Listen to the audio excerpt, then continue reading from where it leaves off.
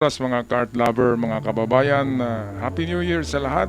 Ito yung unang video natin sa ikalawang araw ng bagong taon, Enero 2. Okay, so ito naman ay hindi gaano itong napublicize na isang sesyon ito sa Senado kung saan inimbestigahan nila ang pinakamayaman. Pinakamayaman to na may-ari ng pinakamalaking mina sa Pilipinas. Hindi lang nila binanggit kung anong pangalan, anong kumpanya ng mina. Basta ito yung in-chief na pinakamayaman at pinakamalaki ang mina sa Pilipinas. Ito yun, oh. At nalaman na ito pala ay hindi Pilipino. Kumplito nga lang siya ng papilis na dito daw siya sinilang. Yun pala ay in-chief pa rin. At baka tauhan to ng Communist Party ng China, ay talagang nilulustay ang ating yamang lupa, di ba, ng China. Kasi sila nga yung may-ari ng pinakamalaking mina sa Pilipinas eh. In-chief pala, hindi pala mga Koreano. Akala ba naman natin yung mga nagmimina sa mga lugar natin ay Korean at Japanese? Yun pala, in-chief pa rin eh. At ginagatasan ng Pilipinas ng kalaban natin na bansa, ng China. At ayon dito sa balita, ang mga lupa daw, di ba, dadalhin daw yan sa Japan. Yun pala ay dadalhin sa China. At hindi lang yan, sa paggawa pala ng mga artificial island, karamihan pala ng lupa dyan ay galing sa atin eh. Galing sa Pilipinas. Dito sila kumukuha ng lupa na tinatambak. Kaya ito, pinagsuspitsahan na baka sa diyan sa Ayungin Shoal, sa paggawa ng nature reserve ng China, ay baka itong in-chief na itong mag-supply ng lupa na pangtambak doon. Kaya ito, para makilala natin, atin panoorin ang isang sesyon sa Senado. Ito ay video courtesy ni MLBS channel ng YouTube. Kudos kay MLBS, pahiram ng video para atin mabigyan ng reaksyon. Sobrang nakaka-alarma ang balitang ito. Pilipino ang pakilala pero purong Chinese national pala. Yan si Joseph C. na parang si Alice ko. Isang big boss ng sindikatong nakapasok sa Pilipinas. Ayan, big boss. Tara, Sino kaya? Ito si Joseph C. Isang bigating negosyanteng Chinese. Ang nakakagulat dito, Pilipino daw siya. At may-ari siya ng... Sobrang nakaka-alarma ang balitang ito. Pilipino ang pakilala pero purong Chinese national pala. Yan si Joseph C. na parang si Alice ko. Isang big boss ng sindikatong nakapasok sa Pilipinas. Sino kaya nang papasok? Tara, pag-usapan natin yan. Ito si Joseph C. Isang bigating negosyanteng Chinese. Ang nakakagulat dito, Pilipino daw siya. At may-ari siya sa pinakamalaking kumpanya ng minahan sa buong Pilipinas. Kinukuha nila at nagpadala sila ng mga tauhan nila dito na magkunwari, bibili ng mga birth certificate at sabihin na sila yung mga Pilipino na tunay. Naku, ito huling-huli parang Alice Gulang. So ito panoorin natin ang investigasyon sa kanya ng Senado. Yung mga sumisira ng kabundukan, may-ari siya ng ito na nakamahala pa dito. Kompleto siya ng dokumento bilang pagka-Pilipino. Ayan, no? Purong Chinese ang dugo pero lahat ng Philippine documents meron siya. Saan kaya ito ang galing? At sino ang nagpapasok sa kanya sa Pilipinas? Joseph C. Malunje presents a potential national security considerations that warrant close. Oo, yung mga sumisira ng kabundukan, may-ari siya nun. Ito na nakamahala pa dito. Kompleto siya ng dokumento bilang pagka-Pilipino. Nakaka-alarma, diba? Purong Chinese ang dugo pero lahat ng Philippine documents meron siya. Saan kaya ito nang galing? Ayan, at sino ang nagpapasok sa kanya sa Pilipinas? Joseph C. Malunje Alright, so sana katulad siya ni Atong Ang, diba? security Si Atong Ang ay considerations in-chief. that warrant close Pero and dahil sa sustained matagal na si attention. Atong Ang sa Isinilang daw Pilipinas, siya sa Pilipinas. ay, Kaya itong si Senator marunong Rizal naman Tiveros magtagalog. inusisa. At, Kung totoong talagang Pilipino ka Tagalog at niya, lumaki ka dito sa amin, itong saan ka pinanganak? Ang nakakapagtaka lang sa sagot ni Joseph C. hindi ka- katulad Chinese na nito, Chinese wala eh. yung accent niya. Accent pa Walang lang, pagka-Pilipino inchik eh. Kung dito nga siya Talagang pinanganak, ano, sana man lang Fake itong pagsasalita mga niya ay niya, birth Pilipino din. certificate, parang Alice Gulang eh. Ito yung pagmumukha, dapat yan bitayin yan eh. Para wala nang papasok ng mga inchik dito na mga illegal. At magpanggap pa na Pilipino, grabe. Grabe talaga itong mga inchik. So, Mr. C, saan po kayo pinanganak? Pasensya na po. I can report to my life. So they've been silent. Kasi may kaso na eh. Pasensya na. Nasa kote. Napakalaking sindikato ng minahan. Baka mamaya Naku. kasabot pa to ng mga Chinese Coast Guard. Tapos galing pa pala yung pinagtatambak nila sa mga artificial island nila. Baka yung nature So, Mr. C, China sa saan po kayo pinanganak? Pasensya na po.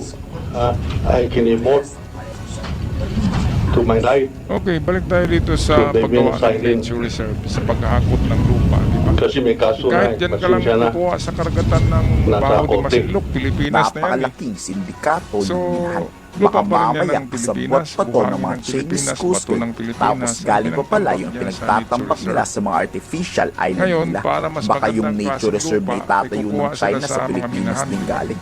Dito na paghahalata Kaya, niya nagsisinungaling siya Kahit dito dahil sa amin, kaparehas na barko kaparehas ang na sagutan niya maraming kay barko Alice. ang kumukuha ng mga lupa galing sa minahan kasi doon daw i-process sa Japan. Yun ang ano nila na Japanese daw eh. Yung Sumitomo Company, iwan ko lang kung Japanese yan. Sumitomo, Japanese naman na word yan, pero baka inchik pa rin yan. Kaya nga, sa Japan ay meron daw isang isla doon na produkto ng pagtambak ng mga waste soil ay nagiging isla na daw doon sa Japan. Tapos ang pangalan ay pangalan ng Pilipinas. And then yung tumutubo doon ng mga kahoy ay mga galing sa Pilipinas din. Kaya merong isang isla sa Japan na talaga galing sa waste soil sa minahan na dinadala doon. Okay, pero itong inchik na ito ay napakadelikado talaga niyan. Dahil nga hindi siya tunay na Pilipino eh. Tapos paano siya kaya nga binago niya ang kanyang nationality para magkaroon siya ng permit na maka-apply ng minahan sa Pilipinas. Kasi kung hindi ka Pilipino, siyempre hindi ka pahintulutan ng gobyerno na magmimina diyan. Kaya hay nako. Grabe na talaga ang pangano sa atin ng China. Kung hindi nila makuha ang WPS, miminahin nila ang kung saan merong maraming ginto, silver o anumang minerals. Magpadala sila ng kanilang trusted na tauhan at yun ang magmamanage sa pagmimina. Kaya yayaman ang Pilipinas, migdat yayaman ang China dahil sa Pilipinas. Katulad nito sa pagmimina. Grabe, ang kita naman yan ay ibibigay lang doon sa kanilang gobyerno eh. Okay, patuloy tayo sa video courtesy ni MLBS channel. What about Cheng Zhongzhen? Ginagamit niyo ba yung pangalang iyon? Ano ay more to be. Sa Invoke. magkaibang investigasyon, isang Chinese national din ang isinight in contempt sa Senado. Inaresto dahil sa pagsisinungaling nito sa ongoing investigation. Kaso, tinawanan pa si Senator Tulfo. Grabe ang China, no? Para may kapit talaga silang malakas, kaya parang baliwala lang ang mga investigasyon.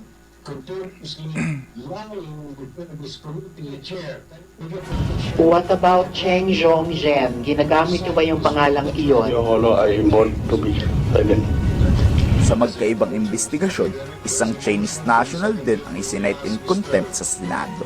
Inaresto dahil sa pagsisinungaling nito sa ongoing investigation. Kaso, tinawanan pa si Senator Tulfo. Grabe ang China, no? Parang may kapit talaga silang malakas, kaya parang baliwala lang ang mga investigasyon. Continuously lying before this committee chair. With your permission, I'd like to move that we cite this individual in contempt, Mr. Chair. Second? I second the motion. Mr. Okay, Chair. there is a motion duly seconded. We will ask Mr.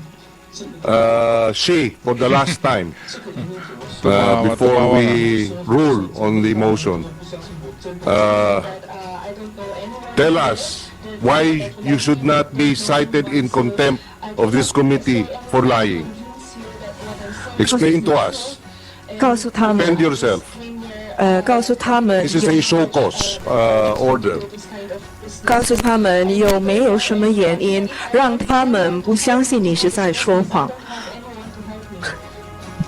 Ayan, so, sa 这个言论 meron nga 怎么 akong 说啊？ sasabihin sa inyo 我说真的，但他们如果不相信我真的也没 Said 办法。 that I don't know anyone here. The time that I really don't know anyone, so I cannot say anything to convince you that what I'm saying is the truth. And I just came here with my knowledge that I just want to do this kind of business, but I really don't know anyone. Even if I want someone to help me to do this business, I don't have anyone to help me. Kilalang mga milyonaryo na inchik. Kaya karamihan sa restaurant nagtatrabaho yun. Kaya mga Chinese restaurant sa Amerika ay pinapasok ng kapulisan ng Amerika para tingnan yung records ng bawat trabahante doon. Kasi ang mga inchik ay pinapasok nila doon. Walang dokumento. Tourist lang. Napakawalang iya, no?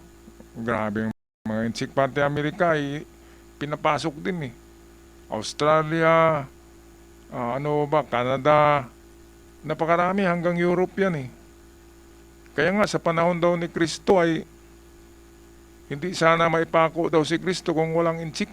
Kasi yung inchik ang nagbenta ng pako eh. Pako pa rin ang nagbenta ng mga nails. Ay inchik pa rin. Kaya kahit saan daw lupalop na mundo doon, meron talagang inchik eh. Ay para palang mikrobyo yan. Kahit saang lupalop ay merong mikrobyo. Wala stick. Okay, tapusin na natin ng video. Courtesy ni MLBS Channel. With that explanation, which the committee finds unsatisfactory, Mr. Shi, this committee finds you in contempt of the committee. You are hereby cited in contempt of this committee. Ayun. So buti nga. Buti nga sa inchik na yun. At sana ay maraming pang inchik ang mahuhuli na mga illegal dito sa Pilipinas. Nag-iispiya, nagninegosyo ng illegal, nagmimina ng illegal. Lahat illegal ay With that dapat explanation, talaga which the ikulong. committee finds unsatisfactory, Ikulong. O kaya kung anong Mr. bagong Shi, batas this committee na finds you in penalty para contempt hindi of the napasok committee. ng mga ganyan. You are hereby Inaaway tayo ng cited in China contempt of this committee. Kinukuha nila ang teritoryo natin eh. Mabait pa ba tayo? Magbait-baitan pa ba tayo sa mga tsikwa? Maliban doon sa mga talagang mga Pilipino inchik na katulad ko, ang mga classmate ko noon sa San Carlos, Cebu, mga inchik eh. Pero mga Pilipino talaga yun na mga inchik. Kasi dito na sila sinilang. Eh dito naman sa Surigao, meron din akong amigo na inchik. Inchik talaga dahil dito na siya sinilang. Maliban doon. Pero yung mga inchik na pumasok lang na undocumented, walang kompletong papeles, yun ang dapat sintensyahan ng ating batas. At dapat baguhin ang batas natin. Alright, mga ka-art lover, mga ka-golden boy, mga kababayan, ako'y magpaalam na. Maraming salamat. At sa mga bago pa lamang, huwag kalimutan mag-subscribe. At sa aking mga avid subscribers noon pa man hanggang ngayon, maraming salamat. Hanggang sa muli, paalam.